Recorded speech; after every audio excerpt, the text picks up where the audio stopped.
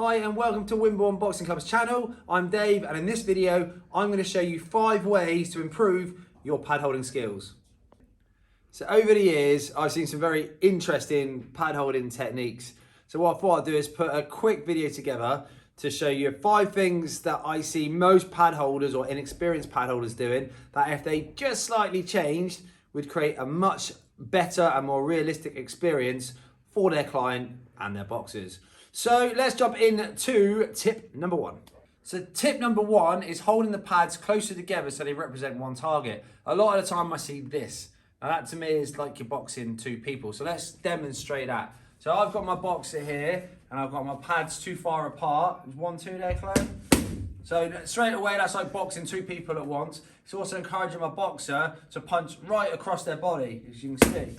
So the very first thing we want to do is make sure that we represent their headshots one head. So the way I was always taught is just imagine that you've got like a football in front of you and everything gets fed down that line. Some people like to use 1 pad and the 1 pad versus 2 pads that we can talk about later. But if you're going to use 2 pads to take 2 shots, everything has to be down that center line. So again, 1, 2, good, and again, 1 more, good, come out so you can see it every way. Again, 1, 2, again, 1 more. Good. So she's now punching straight down the centre line like she would do if she was actually sparring or boxing someone. She's not punching across and it's a more realistic target. Tip number 2 is meeting punches with the pads. What we don't want to do is meet the punch too far from us or too close to the boxer. So just throw the jab. I don't want to be meeting them there. I'm going to injure my boxer, or there's a good chance I'll injure the boxer's shoulder, elbow, wrist. But also, I'm teaching them that they're in range, and that's how we throw. And again, that's how we should be landing the jabs. The jab is most strongest right at the end. Boom. So that's where we want the punch to land. So I don't want to be meeting the punch here. I want to be what I call high-fiving it, and it's just before the moment of impact. So just before the jab is nice and straight and lands, I want to bring the pad about not even 5%, maybe 2-3% of the way and just high-five it. So the box is hitting a firm surface, but isn't overextending and also isn't meeting the punch about halfway down. So again, just throw the jab, good, and again, 1 more.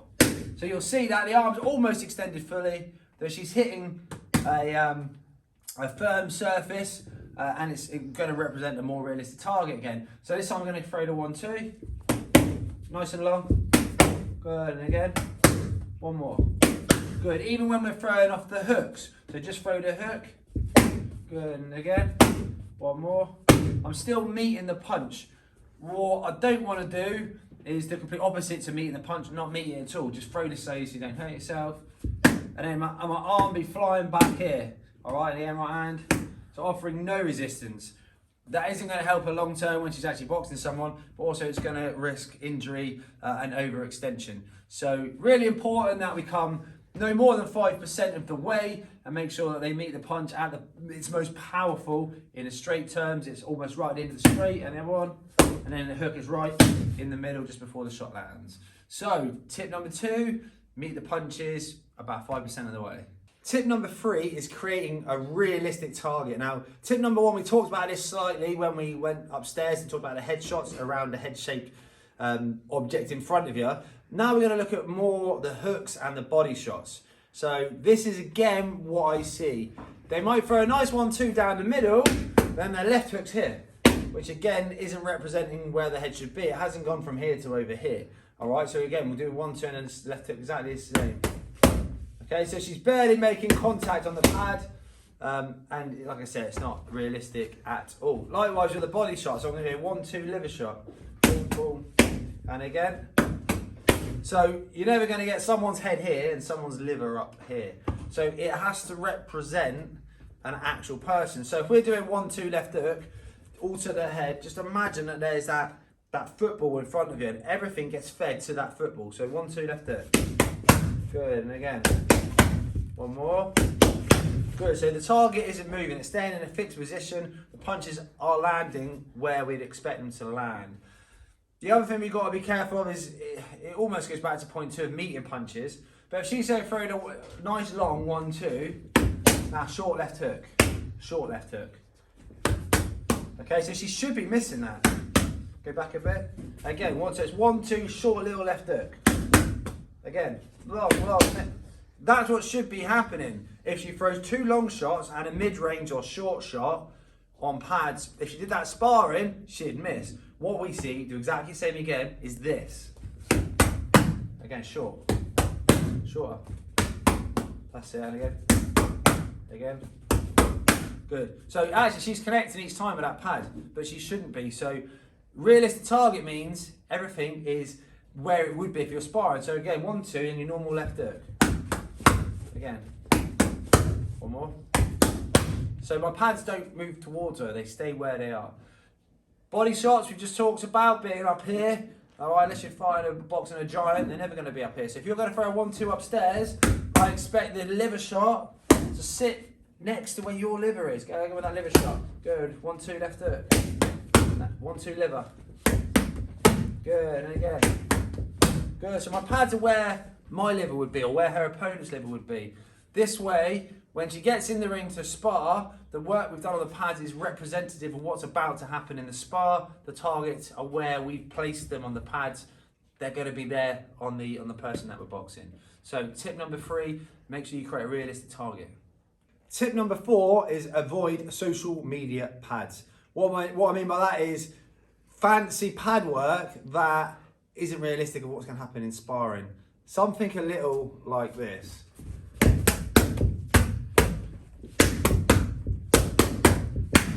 Boom. So absolutely no relevance to what's going to happen sparring. There's no way you're going to throw that many shots without your opponent moving, punching back or doing something. So that is not helping my boxer get ready to step in the ring.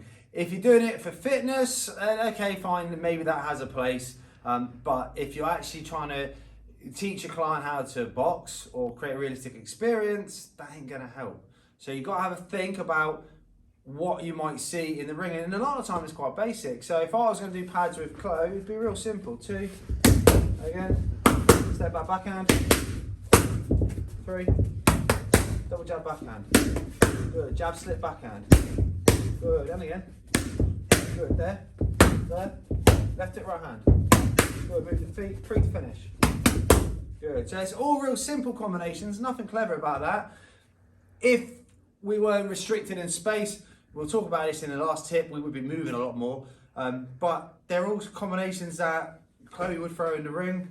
They give her time to have a think, a little defense and a counter punch. So just realistic pads. So when you get on the pads with your clients, especially if you're trying to give them a realistic experience, avoid the social media pads and concentrate on what would actually happen in the ring.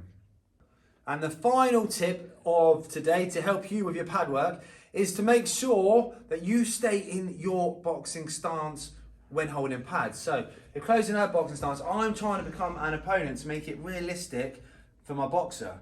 So there's no point me standing square or my hands down. I want to be in a boxing stance. Yeah, okay, I don't have to have my hands really high, but I want them up in a boxing or a very similar boxing stance to my boxer. If my boxer's a southpaw, unless there's a reason, just go the same, stay in your stance. You don't have to mimic her stance or his stance.